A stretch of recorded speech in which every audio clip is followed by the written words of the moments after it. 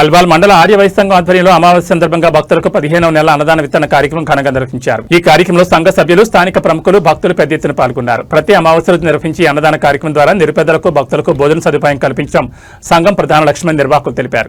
ఈ కార్యక్రమంలో పాల్గొన్న భక్తులకు ప్రేమతో భోజనం వడ్డించి సేవాభావాన్ని చాటుకున్నారు. ఈ సందర్భంగా సంఘ ప్రతినిధులు మాట్లాడుతూ సమాజ సేవే పరమధర్మమని, భవిష్యత్తులో కూడా ఇలాంటి సేవా కార్యక్రమాలు మరింత విస్తృతంగా నిర్వహిస్తామని పేర్కొన్నారు. కార్యక్రమం విజయవంతాన్ని సహకరించిన దాతలకు, సభ్యులకు ప్రత్యేక కృతజ్ఞతలు తెలిపారు. అనంతరం పాల్గొన్న సభ్యులు సంఘ ఐక్యతను కొనియాడుతూ సేవా కార్యక్రమాలు సమాజానికి ఆదర్శంగా నిలుస్తాయని అభిప్రాయపడ్డారు. ఈ కార్యక్రమంలో ఆర్ఎస్ఎస్ రాష్ట్ర మహిళా కన్వీనర్ రుక్మిణి ముఖ్య అతిథిగా పాల్గొన్నారు.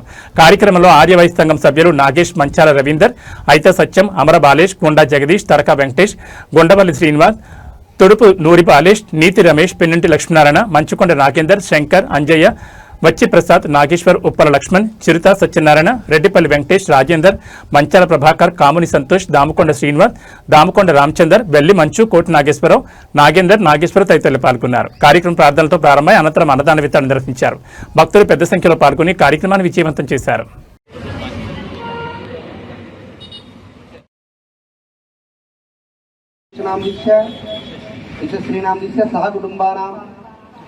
हरिचट्ल गोत्रोद्भवस्य सत्यम नामदिश्य विजयलक्ष्मी नामदिश्य सह कुटुंबानां नीलकुल गोत्रोद्भवस्य स्थले व्यापार स्थले सुवृक्षत्रे सुयोगे कमकमयावं वनकेशवच्छाया सोबतिजो श्रीमान्तिमतः द्वात्रं सर मोरकुल गोत्रोद्भवस्य बालेश नामदिश्य जयलक्ष्मी नामदिश्य नागार्जुन नामदिश्य तेजस्वी नामदिश्य साईकरण नामदिश्य अन्नी नामदिश्य नागसाई नामदिश्य नवीन नामदिश्य लवीन नामदिश्य देवांश नामदिश्य विशाल नामदिश्य कंटम नामदिश्य सह कुटुंबाना सुशाल गोत्र मुक्कु पट्टुकोंडि अंदरू कूडा ओम भोहं वह विसोहं महां नरहं विसत्यं सर्वरेण्यं भर्गो देवस्मिहि दियो ज्ञान प्रचोदयात् मापो ज्योतिरसंततं ब्रह्म भोत्वस्त्रं मम అనుకోండి అందరూ నమస్కారం చేస్తున్నారు. మమ బాధికరమే సవిత్తం శ్వేతం ముత్యశ్రీ మహాశివరాజ్య వర్తమానస్య అద్య బ్రహ్మశివరాత్రి శ్రాతరాగర్భేశ్వరి కలికి సమోపాదే సంపూర్ణే భారత వర్షే భక్తగణ్యాత్మోత్తమాన హారతి వేద నామదిశ్య ధర్మపత్ని గీత నామదిశ్య సపుత్రస్య అర్జున్ నామదిశ్య ఆర్య నామదిశ్య గౌతమ్ నామదిశ్య వైష్ణవ నామదిశ్య సహ కుటుంబానాం मुद्रकुल गोत्रोद्भवस्य सत्यनारायण नामदिश्य रमादेव नामदिश्य सह कुटुंबानां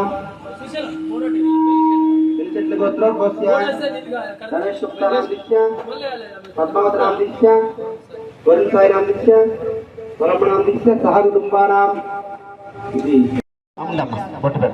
मुख्य आत्मतत्त्वां स्थापयां पूजयामि. अयं मुहूर्त सुमुहूर्तस्यात् सुमुहूर्तकाले सूर्याधीन नवानां ग्रहाणां अत्यन्तानुकूलिता फलसिद्धिरस्तु फलं तस्मात् प्रैत्य ఒక మంచి మాట మాట్లాడుకుందామని, సుభాషితం మాట్లాడుకుందామని నిర్ణయించుకోవడం జరిగింది. అందులో భాగంగా ఇవాళ మన హిందూ సనాతన ధర్మం ఏంటి, మన సాంప్రదాయాలు ఏంటి అనే దాని మీద దాంట్లో ప్రవీణురాళ్ళైన ప్రచారకులైన ఆర్ఎస్ఎస్ ప్రచారకులు మేడం రుక్మిణి గారు వచ్చారు. మనలో మనం మాట్లాడుకోవడం కన్నా ఆ ఫలానా విషయంలో విధిలో నిష్ణాతులైన వాళ్ళని పిలిస్తే మరింత ఎఫెక్టివ్గా ఉంటుందనే ఉద్దేశంతో మేడం గారిని పిలవడం జరిగింది. అయితే సనాతన ధర్మము అని అంటే పూర్వకాలము అనేదే కాదు, శాశ్వతంగా ఉండే ధర్మము అని. ఆ ధర్మము ఏదయ్యా అంటే ఓన్లీ హిందూ ధర్మం. హిందూ ధర్మమును ఎవరు స్థాపించలేదు. మిగతా ధర్మాలనే పేరు తీసుకుని మిగతా ధర్మాలు అన్ని ఒక వ్యక్తి ద్వారా స్థాపించబడింది. హిందూ ధర్మం మాత్రం ఋషులు విన్నది, ఋషులు చూసింది, తపోశక్తి ద్వారా వాళ్ళు చెప్పింది తెలియజేయడం ద్వారా హిందూ మతము, హిందూ సాంప్రదాయము, హిందూ ధర్మము అనే ఏర్పడడం జరిగింది. మన ధర్మము ఎప్పుడు శాశ్వతమైనది. చరిత్రలో చూసుకుంటే ఎన్నో దండయాత్రలు, దాడులు, ఎన్ని ధర్మాన్ని అణిచివేయాలని చూసినా ఎక్కడా కూడా అంటే తాత్కాలికమైన ఇబ్బందులు జరిగినప్పటికీ శాశ్వతంగా ఉంటది హిందూ ధర్మం అన్నది. కాబట్టి అది అలాగే ఉన్నది. అలాగే భగవద్గీతలో శ్లోక రూపంలో చెప్తాడు కృష్ణుడు, ఎప్పుడు హిందూ ధర్మానికి ఇబ్బంది కలిగినా నేను మళ్ళీ ఏది యథస్య అని ఉన్నాయి కదా, పూర్తి శ్లోకం చెప్పలేను నేను. సో నేను ప్రతిసారి నేను నా ధర్మాన్ని రక్షించడానికి నేను జన్మ ఎత్తుతాను. అంటే హిందూ ధర్మము ఎప్పుడు నాశనం కాదని, హిందూ ధర్మానికి వేదాలు రచించినవి కావు, వేదాలు ఎవరు రచించలేదు, వేదాలు ఋషులు చెప్పడం ద్వారా మనకు తెలిసినాయి. అలాగే 4 వేదాలు, ఒక్కొక్క వేదం ఒక్కొక్క వేదాన్ని తెలియజేసింది. అయితే చాలా మంది తెలియని వాళ్ళు ఏమనుకుంటారంటే అదొక ఏది మూఢనమ్మకమనో అదొక చాందస్తమో అని అనుకుంటారు.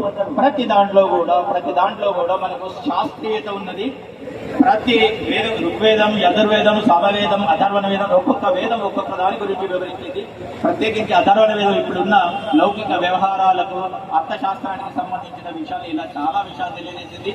భగవద్గీత, ఉపనిషత్తులు, అలాగే వేదాలకు ఉపవేదాలు అని ఇట్లా మనది చాలా లోతైంది.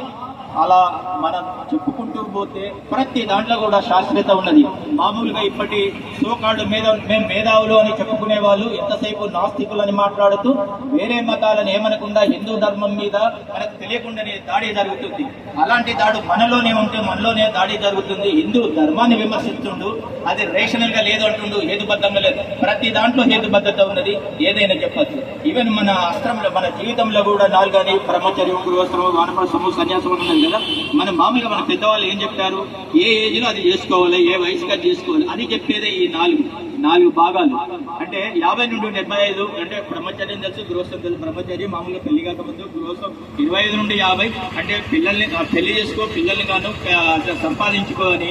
మామూలుగా వానప్రస్థం వచ్చేసరికి అంటే అడవులకు కొమ్మని కాదు, కొన్నిటికి డిటాచ్ అవ్వమని, అంటే ప్రత్యేకమైన వ్యామోహాన్ని చంపుకొమ్మని. తర్వాత సన్యాసం అంటే నిజంగా వదిలేదు. అంటే ఇక్కడ ఏంటంటే వానప్రస్థానికి అండ్ సన్యాసానికి కొద్దిగా తేడా ఉంటుంది. వానప్రస్థంలో కొన్ని కార్యకలాపాలు ఉంటాయి, కానీ సన్యాసంలో సంఘం ఆధ్వర్యంలో అన్నదాన కార్యక్రమం నిర్వహించడము చాలా ఆనందదాయకము. ముఖ్యంగా ఈ కార్యక్రమాలు ఎందుకు చేస్తున్నామంటే మనం హిందూ బంధువులందరూ కూడా ఒక చోట చేరినట్లయితే మనకి చాలా ధైర్యం వస్తుంది. దేశవ్యాప్తంగా ఏప్రిల్ మే నెలల్లో 1 లక్ష సమావేశాలు ఏర్పరచుకోవాలనేటువంటి లక్ష్యంతో ఆర్ఎస్ఎస్ సంఘం యొక్క పిలుపు మేరకు ఆర్ఎస్ఎస్ 100 సంవత్సరాలు పూర్తి చేసుకున్న సందర్భంగా మనం రాష్ట్రీయ స్వయం సేవక్ సంఘ్ మనము దేశవ్యాప్తంగా హిందూ సమ్మేళనాలు ఏర్పరచడం జరుగుతుంది. మరి హిందూ సమ్మేళనాలు ఎందుకంటే మన మీద మనము చాలా మంచి కార్యక్రమాలు జరుగుతున్నాము. ధర్మ పరిరక్షణ కోసము మనమంతా కూడా ఒకటిగా ఉంటున్నాం. కానీ దుష్ట శక్తులు మన యొక్క ఐక్యతను ఓర్వలేక కులం పేరిట, ప్రాంతం పేరిట, భాష పేరిట మనలో ఒక చిచ్చు పెట్టాలనే ఒక దృష్టితో పన్నాగాలు పండుతున్నావు. మరి ఈ పన్నాగాల్ని తిప్పి కొట్టాలంటే మనమంతా కూడా సంఘటితంగా ఉండాల్సినటువంటి అవసరం ఎంతైనా ఉంది. హిందువులు సంఘటితంగా ఉంటే ఎలాంటి ఫలితాలు వస్తాయని చెప్పడానికి మొన్న జరిగినటువంటి పశ్చిమ బెంగాల్ ఎన్నికలే ఉదాహరణ. అక్కడ ఒక మహిళ ఉండి మమతా బెనర్జీ ఏం చేసింది, మొత్తం బంగ్లాదేశ్ వెళ్ళి మొత్తము భారత్ దర్వాజాలు ఖుల్లా చేసింది. దాని ద్వారా ఏమైందంటే హిందువులు ఊతకోచకు కుదరబడ్డారు, మహిళలు అత్యాచారాలకు గురి అయ్యారు, దేవాలయాలన్నీ కూడా మూతపడ్డాయి. మరి ఆ పరిస్థితి దాపురించకుండా ఉండాలంటే, దేశవ్యాప్తంగా కూడా ధర్మరక్షణ జరగాలంటే మనమంతా కూడా ఐక్యంగా ఉండాలి.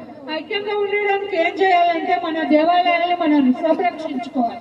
దేవాలయాలు ఎలా సంరక్షించుకోవాలంటే ప్రస్తుతం ఉన్నటువంటి రాష్ట్రపతి ద్రౌపది ముర్ము ఒక సంచార జాతికి చెందినటువంటి, సంతాల జాతికి చెందినటువంటి అట్టడుగు స్థాయి మహిళ అత్యున్నతమైనటువంటి స్థానానికి ఎలా వెళ్ళింది అంటే ఆమెకు దేవుని యొక్క అనుగ్రహం వల్ల.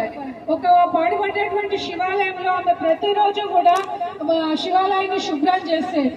మరి అలాంటి శివుని యొక్క అనుగ్రహం వల్లనే ఆమె ఉన్నత స్థానానికి పొందారు. ధర్మ రక్షతి రక్షిత అంటాం. ధర్మాన్ని మనం రక్షిస్తే ఆ ధర్మం మనల్ని రక్షిస్తుంది. మనము పెద్ద పనులు చేయక్కర్లేదు.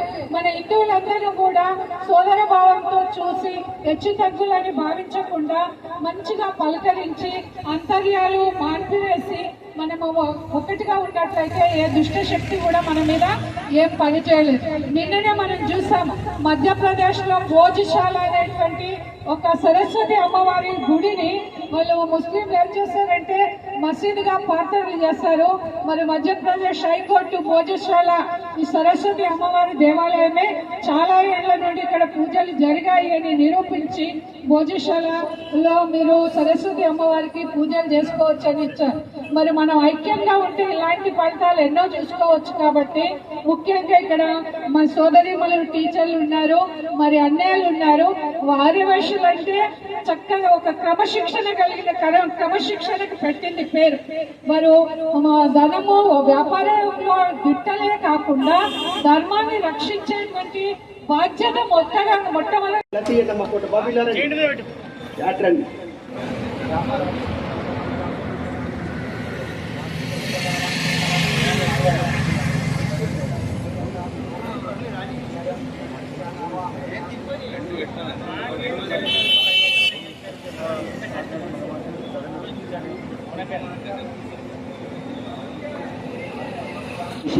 వారి అమూల్య సందేశాన్ని ఇవ్వవలసిందిగా సనాతన ధర్మంపై వారి అమూల్య సందేశాన్ని ఇవ్వవలసిందిగా కోరుతున్నాను.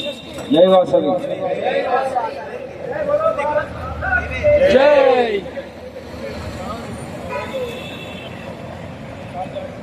ఈ కార్యక్రమానికి నాకు రవీందర్ గారు గజ్వేల్లో పనిచేస్తున్నటువంటి మచ్చాల రవీందర్ గారు